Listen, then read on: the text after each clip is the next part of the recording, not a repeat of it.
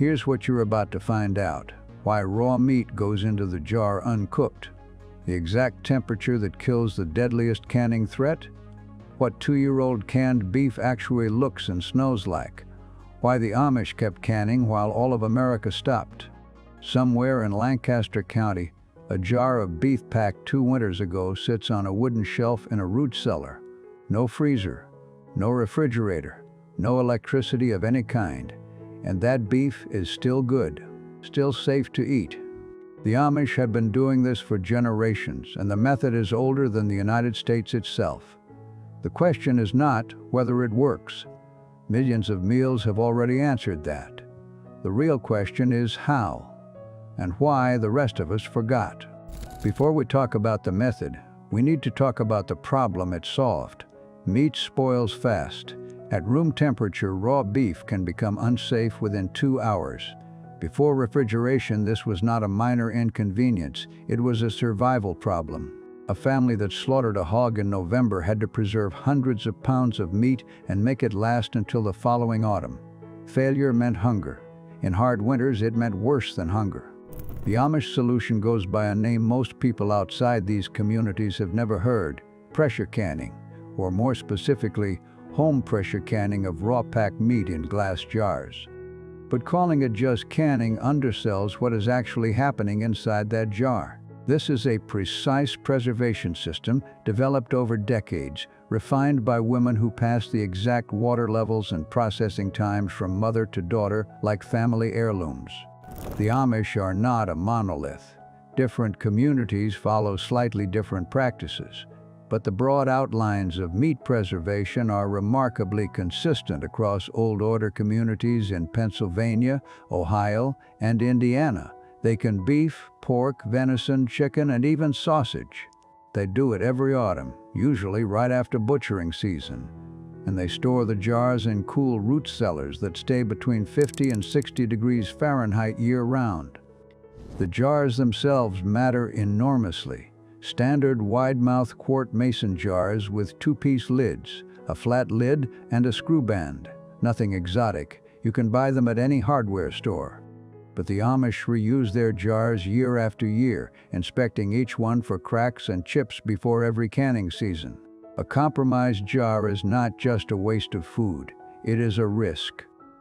And in a community that relies on this food all winter, risk is something you manage carefully. Here is the thing that surprises most outsiders when they first hear about this. The meat goes in raw, no cooking beforehand. Raw chunks of beef or pork packed tightly into the jar, no added water in many traditional recipes, just the meat and salt. The raw pack method sounds alarming to people raised on food safety warnings, but there is a specific reason it works, and understanding that reason means understanding something fundamental about heat, pressure, and biology. The science starts with one organism, Clostridium botulinum. It is the reason home canning has a reputation for danger.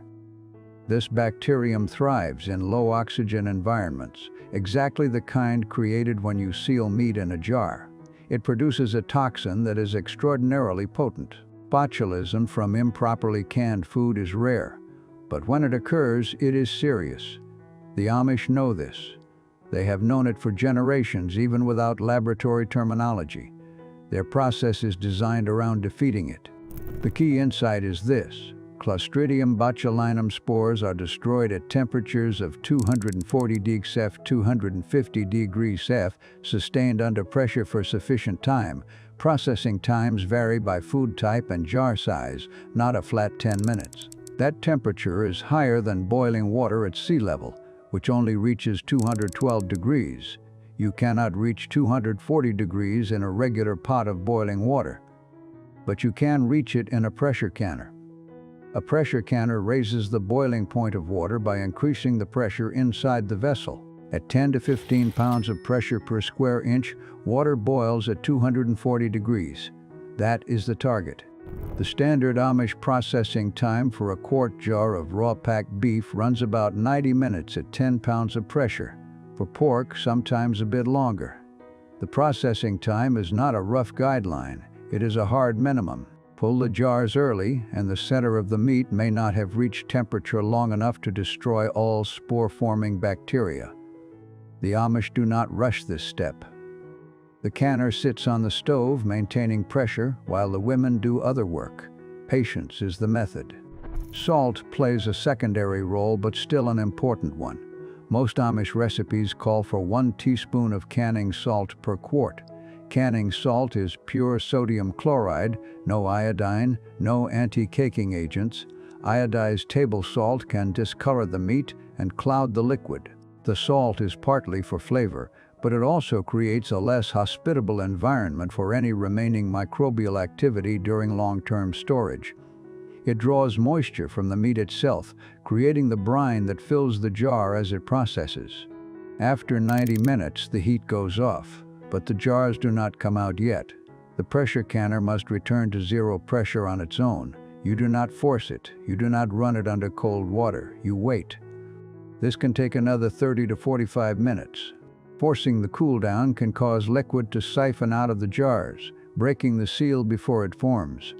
A broken seal means the jar is compromised. The Amish say, a jar opened before its time is a jar wasted. When the jars finally come out, they sit on a towel-covered counter for 12 to 24 hours. As the contents cool, a vacuum forms inside. The lid flexes inward with an audible pop. That sound means a seal. Every Amish woman who cans knows that sound. After the jars cool, you press the center of each lid. It should not move. It should not flex. A lid that bounces up and down means the seal failed. That jar goes straight into the refrigerator to be used within days. Now those sealed jars go to the root cellar. And this is where the 2-year claim becomes real. Under proper storage conditions, cool, dark, stable temperature, USDA and NCHFP recommend using home-canned meat within 1 year for best quality.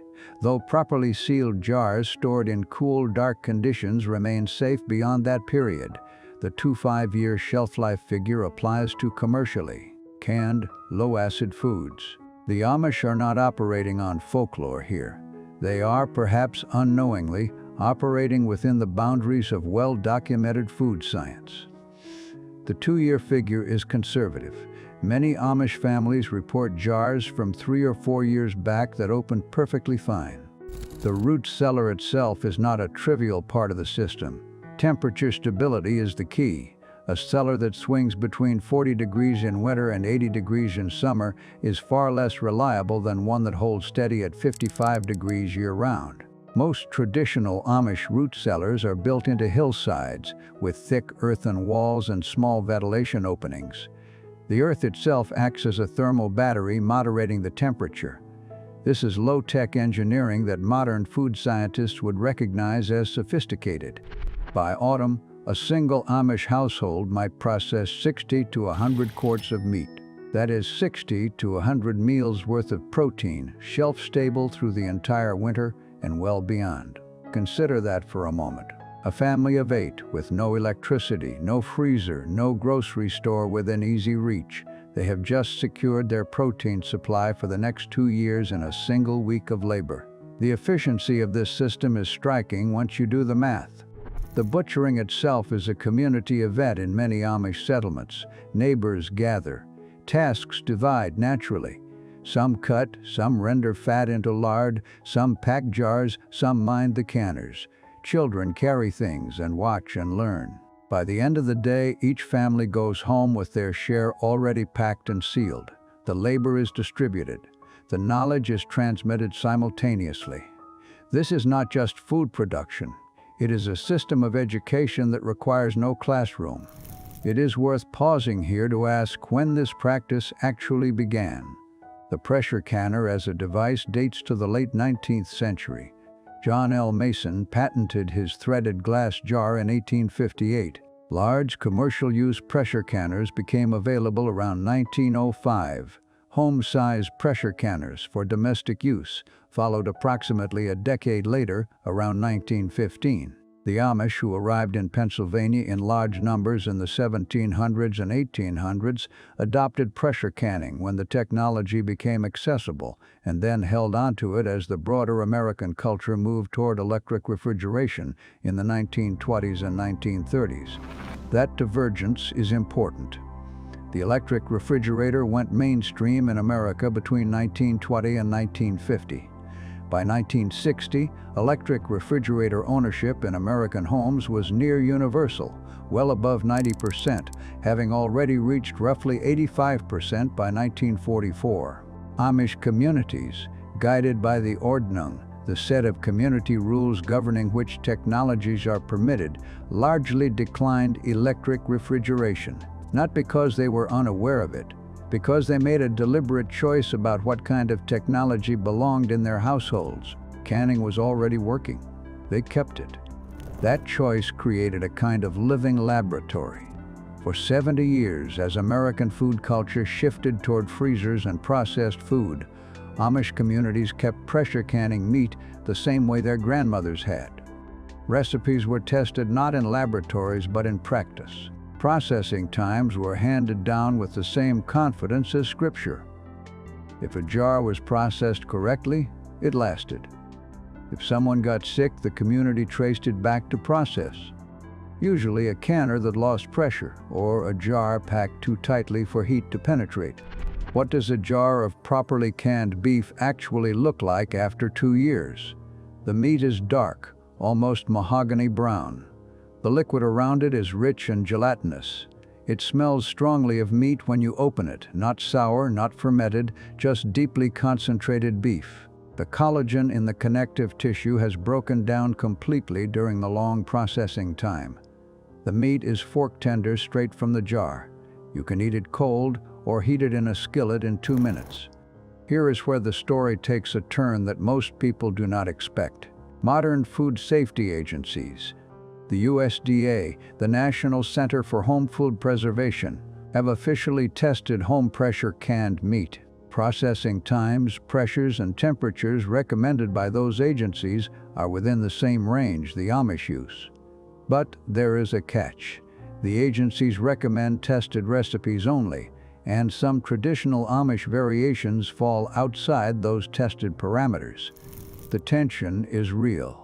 Some Amish families process sausage links directly in the jar, something the USDA does not recommend, because fat content and density make it harder to guarantee heat penetration throughout. Some add vegetables or onions to the meat jar. Again, that changes the thermal dynamics.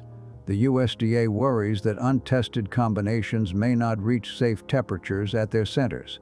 The Amish families doing this for 40 years without incident say the concern is overstated. Both sides have a point. It comes down to a disagreement about acceptable risk. The USDA sets standards for the broadest possible population, including people who have never canned before, who may not monitor pressure carefully, who may use equipment that is old or faulty. Amish canners are operating in a different context. They have watched their mothers do this. They know which canners run hot and which run cool. They know the signs of a failed seal immediately. That accumulated knowledge is not in any government manual.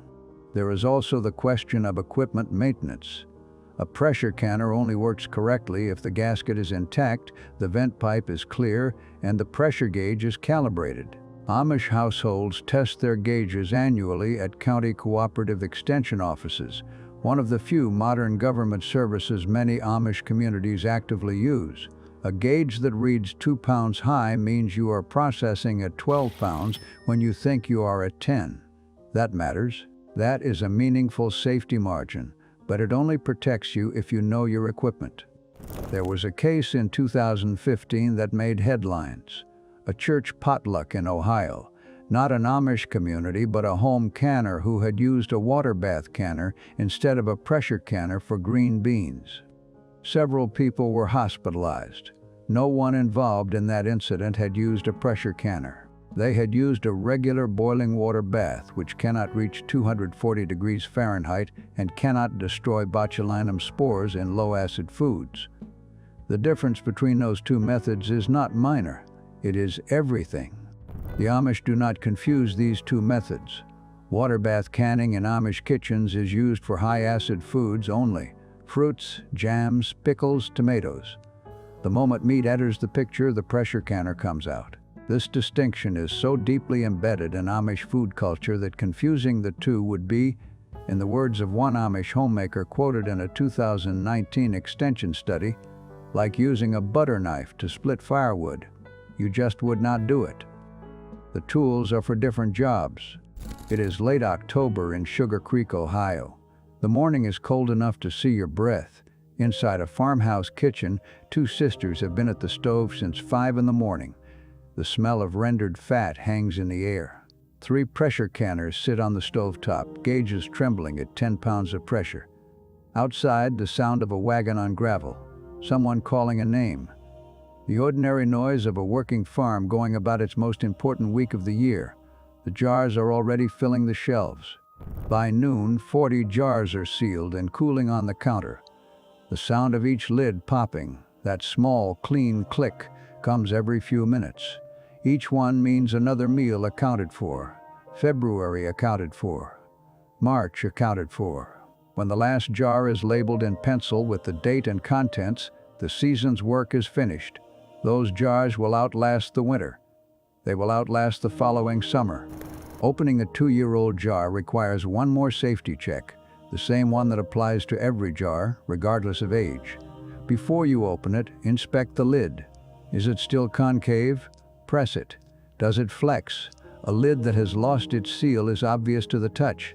When you open a properly sealed jar, there is an audible hiss as the vacuum releases. No hiss, or a lid that pops upward on opening, means do not eat it. This is not overly cautious advice. This is the one non-negotiable rule of the entire system. The appearance and smell test follows. Properly canned meat, even after 2 years, should look and smell like concentrated meat, not sour, not fizzy, not off. Cloudiness in the liquid is normal and expected. Gas bubbles upon opening are not. A sharp or unusual odor is not. These are not complicated assessments. They require a functional nose and some experience.